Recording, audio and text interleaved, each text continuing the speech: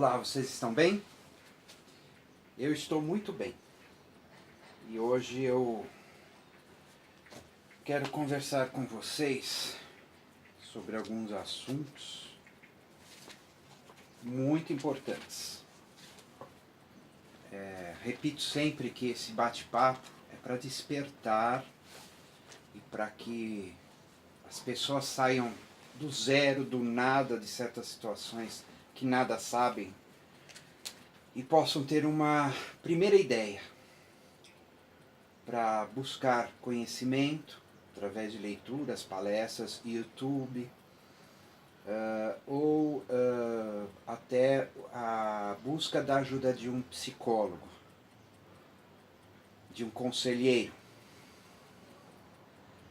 Então, hoje eu quero falar de novo sobre a questão dos relacionamentos, porque na posição da consciência de alteridade, quer dizer, eu e o outro, alter quer dizer o outro, né? Essa posição existe dentro de cada consciência e ela deve ser elaborada a partir das relações que vão acontecendo no decorrer da vida.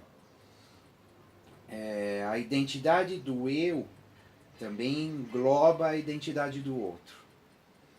E eu já frisei em vídeos passados sobre o relacionamento e eu vou aprofundar um pouquinho mais, principalmente na relação chamada do grupo familiar. Porque nós nascemos numa família, é o que mais comumente acontece em todo o planeta, um pai e uma mãe. E a criança, quando é bem jovem, um aninho ou antes, ela já tem a totalidade presente num corpo ainda em desenvolvimento, bem rudimentar. E o que acontece? O inconsciente da criança, ou seja, o corpo energético, o corpo emocional, eles estão ali sem a defesa do eu, sem o discernimento do eu presente. O eu ainda está se formando, o eu desta nova ressoma, ou encarnação, ou corpo. E como ele funciona? Como uma esponja, que você absorve, você espreme ela e põe ali, ela absorve tudo que é líquido. Seja um líquido limpo ou sujo. E assim é com a energia psíquica. Então forma na consciência, junto com a formação do eu, o que chamamos complexos idioafetivos, de ideias, pensamentos e afetos, que incluem as energias, que é o que na conscienciologia é chamado de pensene, é uma palavra moderna para uma realidade antiga, de mais de 100 anos. Então, forma-se daí o complexo materno e paterno, no menino e na menina. O complexo materno, ele constelado, vai se desenvolver por causa da convivência com essa mãe e o paterno com o pai. Na ausência de uma mãe ou de um pai, isso vai ser formado com as pessoas que estão perto da criança e se relacionam com ela. Porque há um arquétipo profundo que reclama essa constelação. Então, seja um tio, um irmão mais velho, uma tia, um vizinho, nós não sabemos direito às vezes onde está a projeção, mas a projeção também, o fenômeno existe, busca o símbolo e constela de novo o arquétipo no complexo materno ou paterno, que vai se aglomerar e se desenvolver. E o que acontece? O complexo materno pode se constelar positivamente ou negativamente, tanto no filho como na filha. E o complexo paterno também se constela positivamente ou negativamente no filho e na filha. Há efeitos claros na personalidade do jovem, da criança, do pré-adolescente, do adolescente e do adulto que prevalecem. Tanto que quando esses jovens vão crescendo e vão querer buscar de novo, quando constela o arquétipo da alteridade, ele se ativa buscar o outro para os relacionamentos afetivos sexuais, o que vai dirigir é o complexo materno e paterno. E quase ninguém sabe disso. Então, se é bom, se a constelação foi boa no menino ou na menina, no adolescente, ele vai buscar, se for uma relação heterossexual, uma pessoa, se é um menino, uma namorada, uma companheira parecida com a mãe. Se essa mãe foi ruim, ele vai buscar o contrário. Tudo que não seja a mãe. Assim também na filha. Ela constelou se numa relação heterossexual ela for buscar um namorado, ela vai buscar ou igual ao pai ou contrário ao pai. Mas o que dirige é o complexo materno e o complexo paterno outra vez e sempre.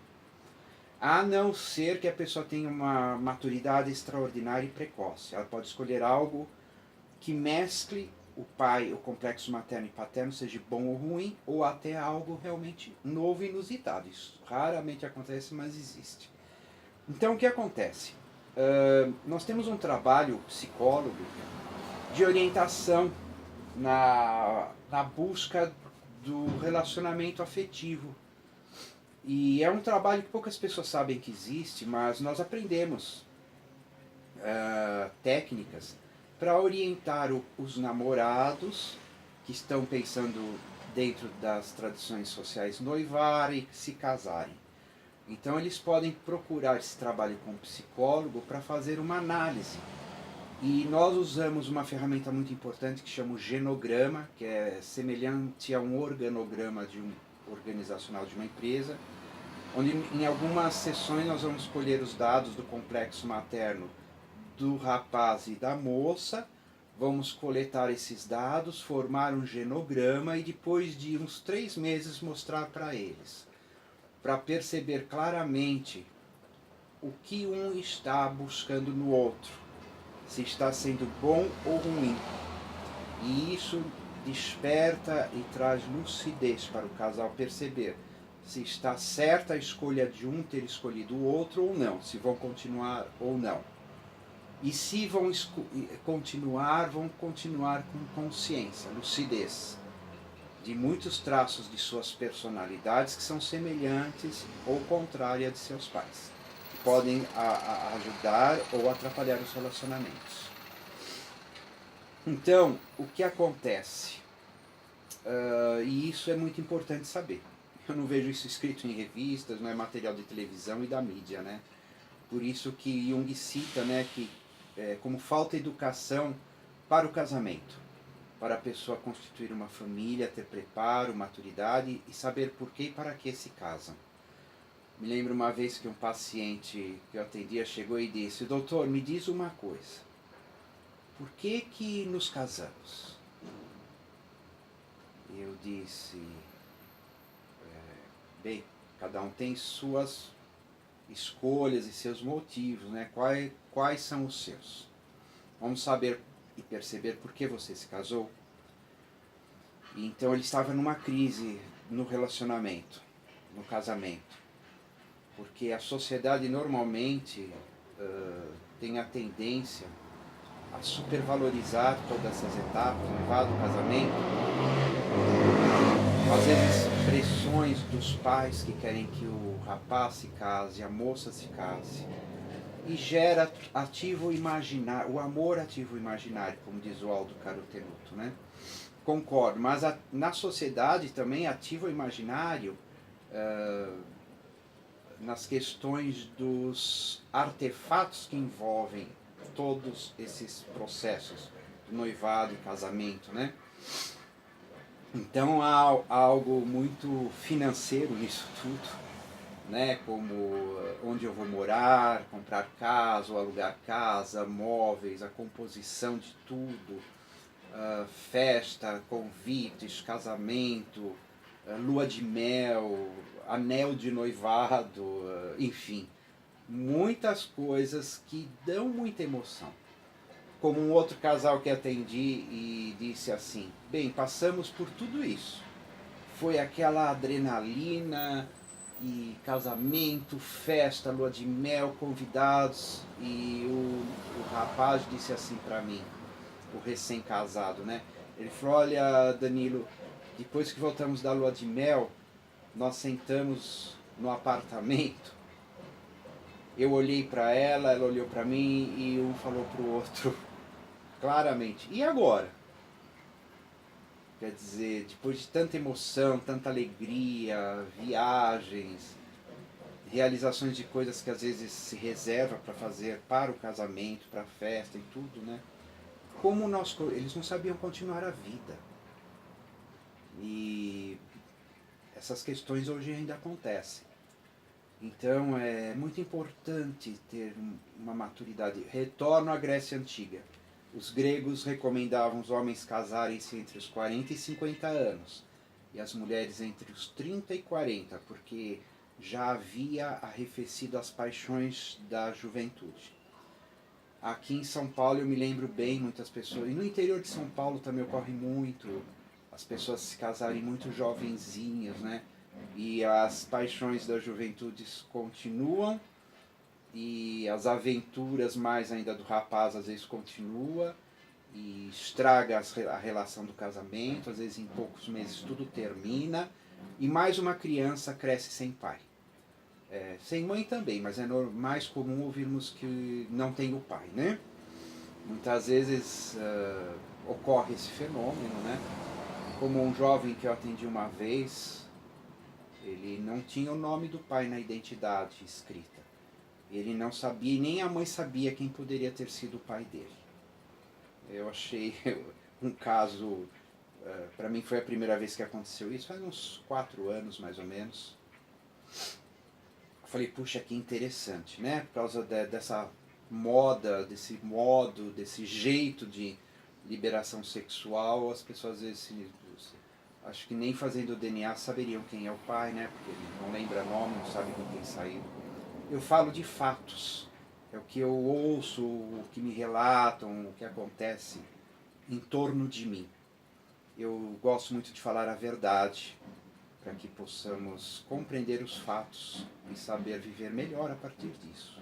O intuito deste bate-papo é levar uma lucidez para que possamos viver melhor, nos realizarmos mais, com gosto, com alegria, com satisfação e vibrações positivas nossos dias. Que nossa vida seja sempre mais feliz.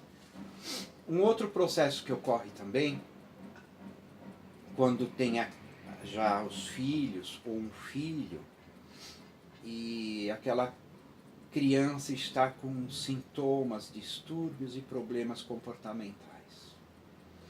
Tem um conceito muito interessante que é o paciente identificado.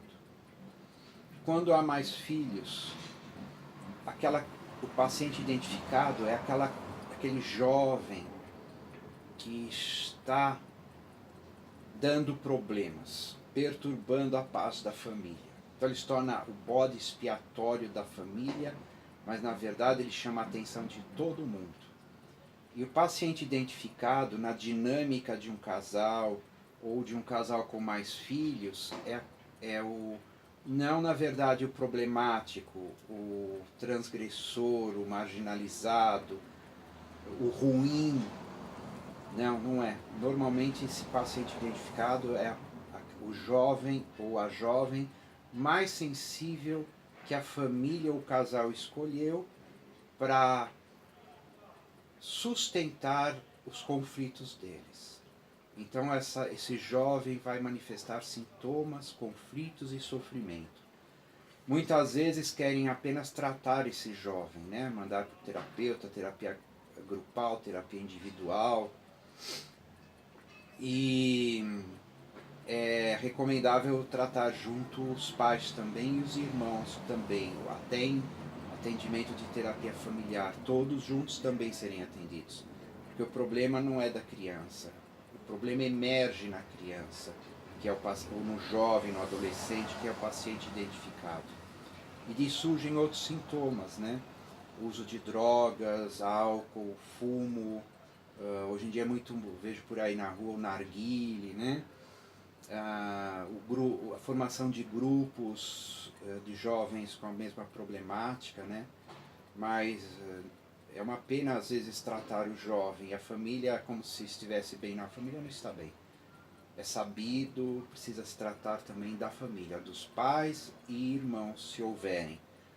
Na família da minha mãe mesmo houve um paciente identificado, eu percebia, sabia, e eu e minha mãe ajudamos, fortalecemos esse tio, mas o resto da família não fez isso.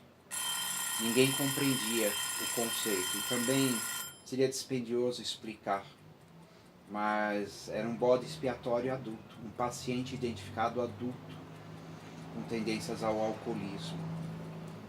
E isso ainda deve estar acontecendo hoje, agora, em muitas famílias desta cidade, deste país e de outros países do mundo, porque isso é um processo de psicopatologia familiar, precisa ser tratado. Bem, o meu timer já deu o sinal que basta, eu encerro por aqui e daqui a pouco eu continuo um outro vídeo. Muito obrigado.